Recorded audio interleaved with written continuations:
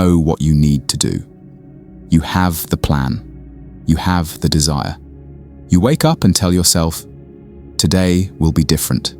Today, I will not be distracted. Today, I will not give in to the old, comfortable habits that I know are slowly destroying me. And yet, by the end of the day, you find yourself in the exact same place you started, exhausted, frustrated, trapped in a cycle you can't seem to break, repeating behaviors you swore you would abandon. It's not a lack of intelligence. It is not a lack of discipline or even motivation. What you are experiencing is one of the oldest and most fundamental conflicts of being human. It is the silent war between the two parts of your mind. To understand this war, ancient philosophers like Plato and modern psychologists alike have used a powerful metaphor. You are a rider on the back of a magnificent, powerful elephant. The rider is your conscious, rational mind. It holds the reins. It knows the map. It can see the long-term destination. But the elephant is your emotional, impulsive, ancient self. It is a creature of immense power, driven by simple, primal needs. Avoid pain, seek pleasure, and conserve energy. You can pull on the reins all you want, but if the 5-ton elephant decides to charge towards a fleeting pleasure or away from a perceived pain, the rider is completely powerless. This video is about ending the fight. It's about learning how the rider can understand, guide, and work with the elephant. This is the art of self-mastery. Part 1. Why the elephant always wins. Understanding the impulsive self. The first step is to have compassion for the elephant. It is not your enemy. It is a survival machine honed over millions of years. Its instincts are simple and profound. The problem is, we now live in a world designed to hijack those ancient instincts.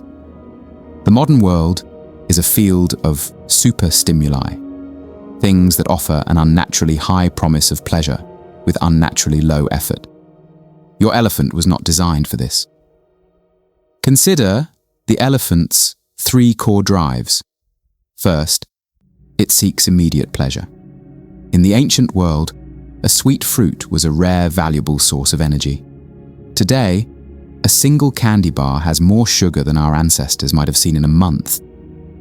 Your phone is a slot machine of social validation.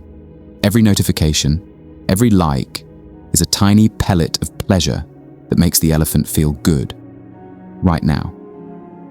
Second, it avoids immediate pain. The pain of a difficult task, a challenging conversation, or the discomfort of exercise is something the elephant will instinctively flee from. Procrastination is not laziness. It is the elephant running from the anticipated pain of effort. Third, it conserves energy.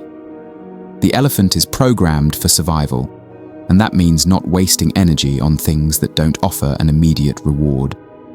This is why it's so hard to start a new habit. The long-term reward is invisible to the elephant. It only feels the immediate cost of the energy required. Think of a man named Mark. His rider knows he should go to the gym after work, but his elephant is tired. It wants to conserve energy. On his drive home, he passes a billboard for a new pizza place, seeking pleasure. He thinks about the effort of changing, driving to the gym, and the discomfort of the workout, avoiding pain.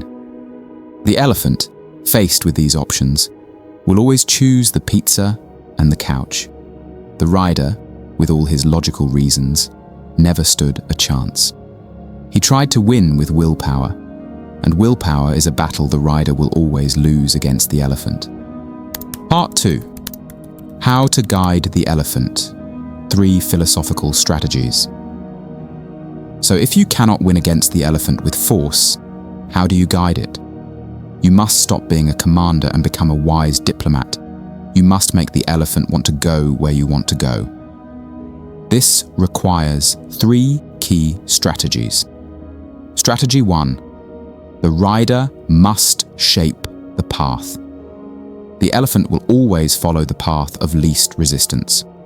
The rider's job is not to pull on the reins when the elephant is already moving. It is to survey the landscape ahead of time and make the desired path the easiest one to walk. This is a core teaching of Stoicism. The Stoics understood that we cannot control our impulses, but we can control our environment and our preparation. You want to stop mindlessly scrolling on your phone first thing in the morning. The willpower approach is to put your phone on your nightstand and hope your sleepy, impulsive elephant will resist the temptation. This will fail. The shape the path approach is to leave your phone charging in the kitchen overnight. In its place on the nightstand, you put a book you're excited to read. When you wake up, the path of least resistance is no longer to scroll. It is to pick up the book. The rider has made it easy for the elephant to make the right choice. Strategy 2. The rider must motivate the elephant. The elephant does not understand logic. It does not care about your 5-year plan or your retirement goals. It is moved by feeling, by story, by emotion. The rider's job is to paint a beautiful, compelling picture of the destination. The writer Antoine de Saint-Exupéry gave the perfect instruction for this. He said, "If you want to build a ship, don't drum up the men to gather wood, divide the work and give orders. Instead, teach them to yearn for the vast and endless sea. You must make the elephant yearn for the sea. Someone wants to save money." The rider tells the elephant, "We need to save 15% of our income for compound interest to work in our favor over 40 years. The elephant is bored to tears and sees a shiny new object it wants now. The strategy fails. The wise rider takes a different approach. He sits down with the elephant and paints a vivid, emotional picture of the future, a beautiful, debt-free home by a lake. The feeling of peace, of security, the joy of being able to help their family. Now the elephant isn't being asked to save, it's being asked to walk towards that beautiful lake. The emotional vision provides the fuel. Strategy 3. The rider must train the elephant. The elephant is powerful, but it can be trained. It learns through repetition. This is the wisdom of Aristotle, who taught that virtue is not an act, but a habit. He said, "We are what we repeatedly do."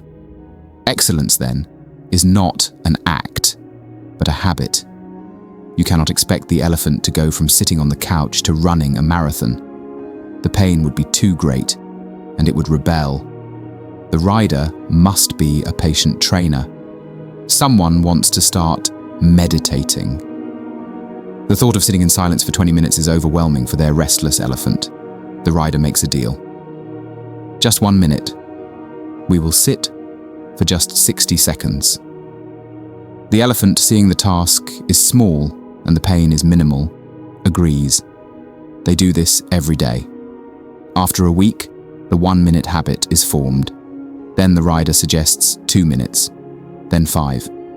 Over months, through small, patient, and consistent steps, the elephant is trained. Its resistance fades, and a new, powerful habit is formed without a single major battle. Part 3. The rider and elephant in harmony.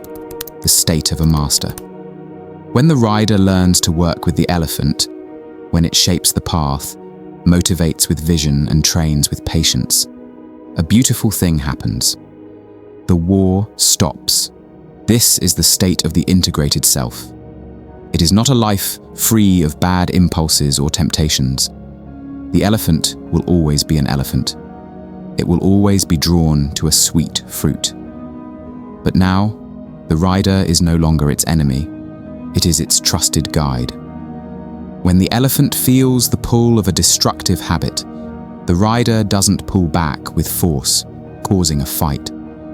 The rider acknowledges the desire with compassion and gently steers the elephant towards the better path that they have already cleared.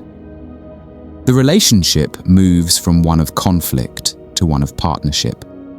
This is true self-mastery. It is not the rider conquering the elephant in a final bloody battle.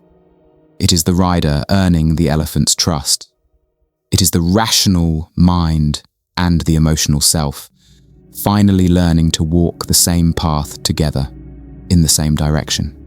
The struggle you feel every day is not a sign of your weakness. It is the sign that you have been fighting the most powerful part of yourself. You have been trying to command an elephant with the logic of a man. Stop the war. Stop the fight. Stop trying to win with brute force. Instead, have compassion for your own powerful emotional nature. Understand what it wants. Make the right path the easy path. Give it a beautiful destination to walk towards, and train it with patience, not with punishment. Therefore, the war with yourself ends not with a victory, but with an alliance. See your powerful emotional nature not as a wild beast to be broken, but as a magnificent force to be understood. Give it a clear destination. Make the right path the easy one. Guide it with patience. When the rider and the elephant become allies, the journey is no longer a struggle. It is a grand and beautiful voyage.